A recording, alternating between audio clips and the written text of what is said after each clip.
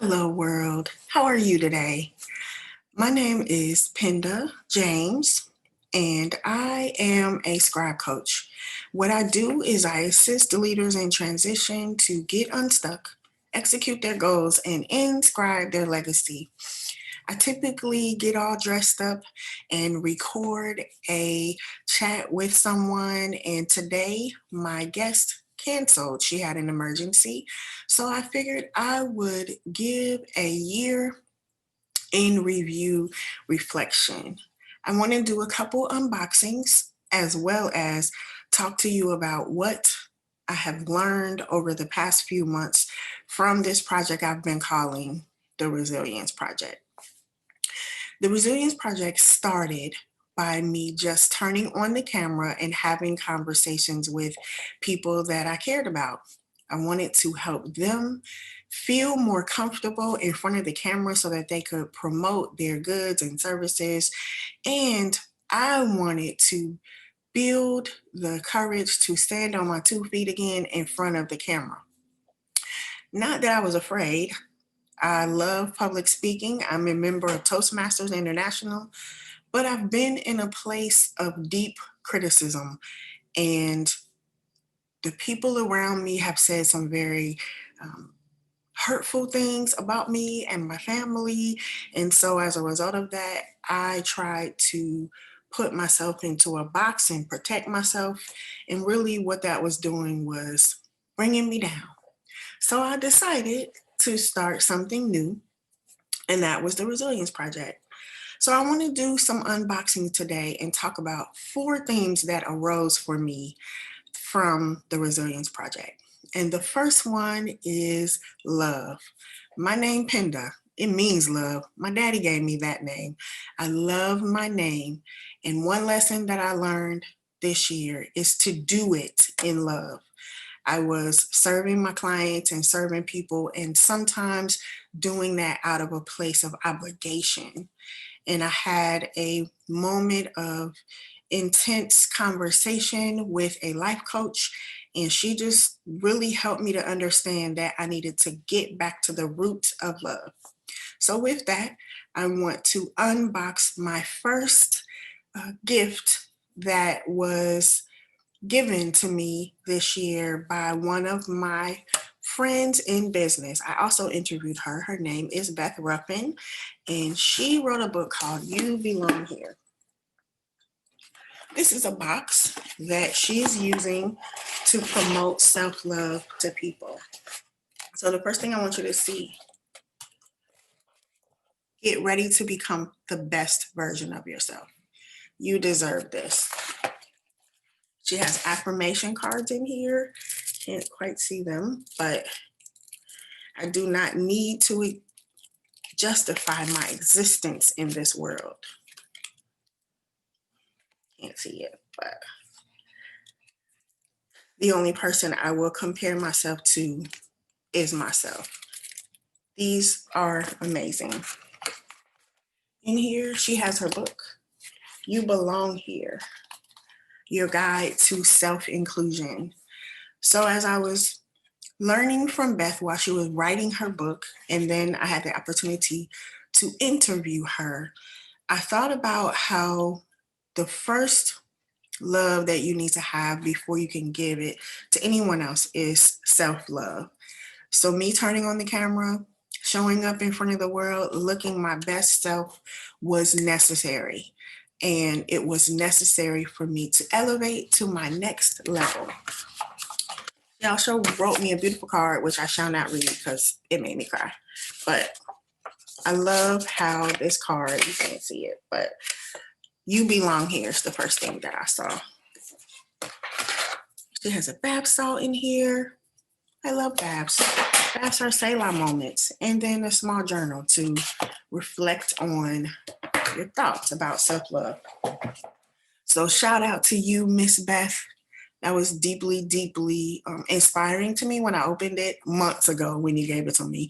But I wanted to save it for a special moment so that I could share it with the world.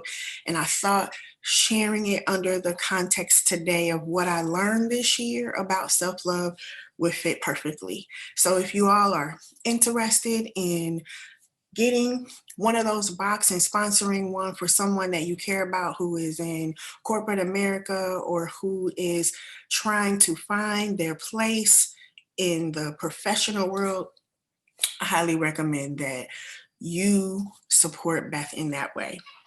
The second thing that I wanted to talk about today is courage.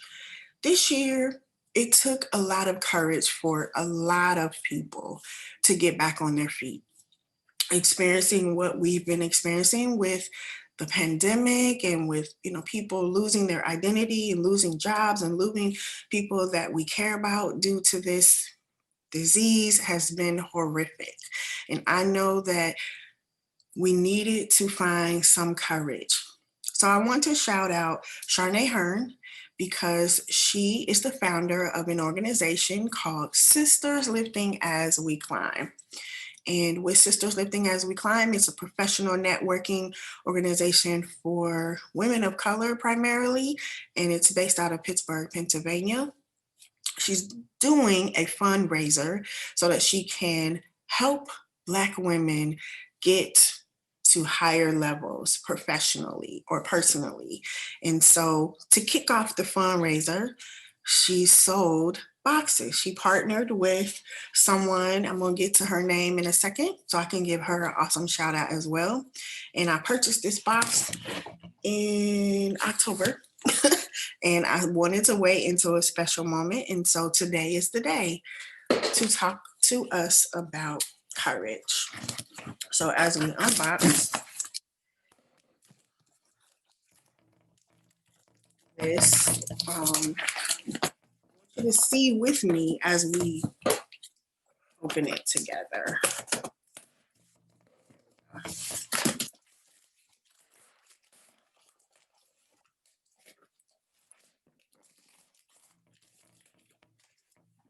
I wanted to do this in real time, so I didn't want to open the box beforehand.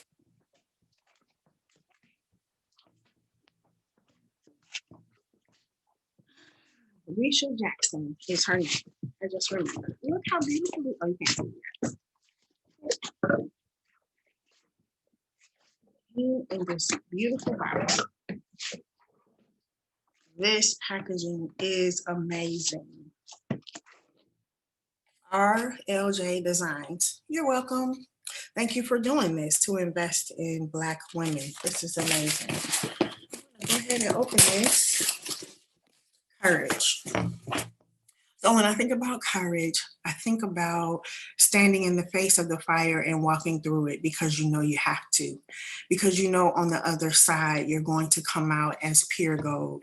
When I think about courage, I think about being able to confront the things that could potentially hold you back, even when you know it's not beneficial to you.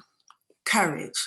I think about being able to lend your voice to conversations where your presence is not wanted, like at tables in professional settings where you could be a woman or a person of color and you're underrepresented, but you know being at that table, you have to speak. I learned that from my friend Marin Formley when we talked about having a voice. Courage. This is so beautiful. I love the packaging.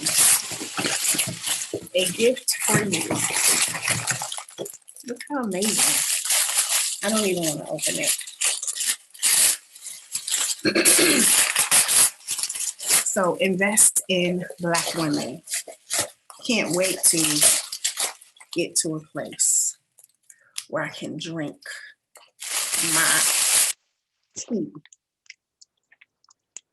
That is amazing. Absolutely beautiful. And it comes with a tote bag. I'll be carrying this somewhere. Packaging is amazing.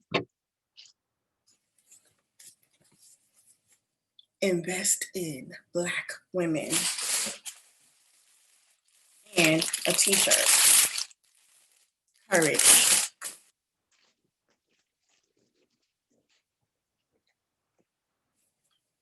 Invest in Black women. Courage is investing in Black women so that we can elevate to higher levels, get training and access and exposure that is not typically in our favor. I love this, Reesha and Sharnay. Thank you so much for this collaboration and for this reminder of courage. The next thing I want to share with you is about faith. This year, I don't have anything else to unbox for you, but this year, faith has been strengthened, my faith, on so many levels, and being strengthened to the place where I've learned to ask for help, where I've learned to say that I'm not okay, and where I've learned to be open and honest. Some of these conversations that I'm having with people through the Resilience Project have been raw and real, and I've been sobbing on camera, which has been really interesting for me to be that vulnerable in public spaces like that. But I needed it because being in this pandemic where I can't get to my family, I haven't seen my dad in like 2 years or a year and a half, my niece and my nephews, to be far away from my friends and people that I care about has been hard. Thankfully, I don't live alone. I have my husband and I have my daughter, but we don't have family here in the state where we live. So we're isolated and it's kind of hard. But with this year, the Resilience Project has reminded me about my faith. And lastly, restoration. This year, I was able to release my journal, the First Lady Selah journal. I have one right here that I want to show. I worked on this journal for 3 years. I wanted to create a safe place for women in leadership to write their vision, pour out their heart, think about the people who support them, and capture what God is saying to them about what their next step should be. And for a long time, I didn't talk about it. I didn't put it out there. I wasn't promoting it. It just really didn't feel like it was right. But when God told me to start doing the Resilience Project, He told me, talk about Selah. Talk about the importance of writing your visions and writing your goals and writing down the list of people who support you in your journal. So if you go back and watch some of my Resilience Project chats with people that I care about, you'll see that I often say, put that in your journal. I'm a writing coach, but in the same time, I have always been a journaler, probably since I was about 6 or 7. I remember my mom and my grandmother giving me journals, and that was something that my mom always said, you got to write it down, baby. And so even to this day, even though she's gone, I have writings that she has left to me. I found this card. It doesn't have a date on it, but she said, for remaining strong when all around you seems hard to bear. Life moves on and the weak fall apart. Just got to let that sit in and settle in your heart. For remaining strong when all around you seems hard to bear. Life moves on and the weak fall apart. With restoration, it's an opportunity to go back so that you can remember where your strength comes from. It comes from your faith. It comes from being around people who care about you. It comes from love and courage. And so with that, I want to thank you all for joining me on this journey back to me with the Resilience Project and unboxing these beautiful things that were in my hand for months and months and months. But today was the day I wanted to remind you that we are resilient. And as we go into another year where we've been battered and bruised this year, 2020 was tough. But we need to open our eyes and look ahead, look forward to the hills from which comes our help, and trust that better days are coming. I love you. Thanks for watching.